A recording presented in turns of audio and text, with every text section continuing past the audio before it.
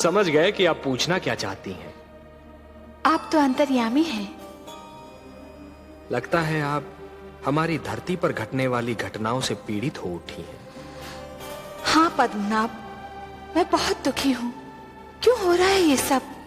क्यों मचा है ये हाहाकार? प्रेम बनाया था तो घृणा क्यों बनाई?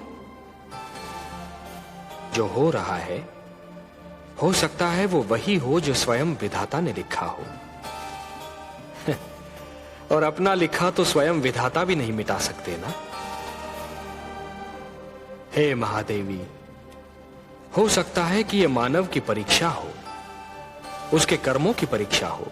पर ऐसा संसार और ऐसा मानव आपने बनाया ही क्यों नारायण, जो आपकी बनाई धरती पर अंधेरा फैला रहा है? तो आप क्या चाहती थीं कि हम केवल दिन बनाते और रात्रि न बनाते? फिर मानव को अंधेरे उजाले का अंतर कैसे जान पड़ता? विष न होता तो अमृत की महत्ता कैसे जानी जाती? पुष्प के साथ कांटे न होते तो पुष्प के सौंदर्य को कौन जान सकता? पतझड़ न आती तो वसंत ऋतु इतनी सुहानी कैसे लगती? हमने मानव को बनाया है देवी। मानव इतिहास को बनाने का कार्य हमने अपने हाथों में नहीं रखा, वो तो उसी पर छोड़ दिया है। अभी तो उसे अपनी शक्ति का आभास हुआ है।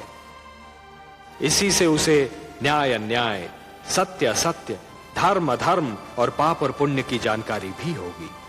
हमने बुद्धि दी है मानव को, विवेक दिया है उसे। और यदि मानव ने विवेक से कार्य नहीं किया तो? यदि धरती पर रात्रि इसी प्रकार दिन को निगलती रही तो? अंधकार प्रकाश को डसता रहा तो? तब क्या करेंगे आप? चिंता मत कीजिए देवी।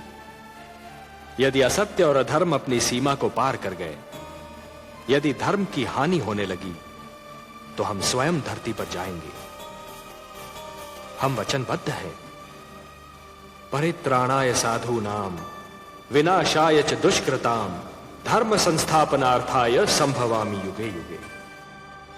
अपनी लीला तो आप ही स्वयं जानते हैं पद्मनाभ। इस प्रकार आरंभ हुआ प्रकाश और अंधकार के युद्ध का इतिहास। जय जय।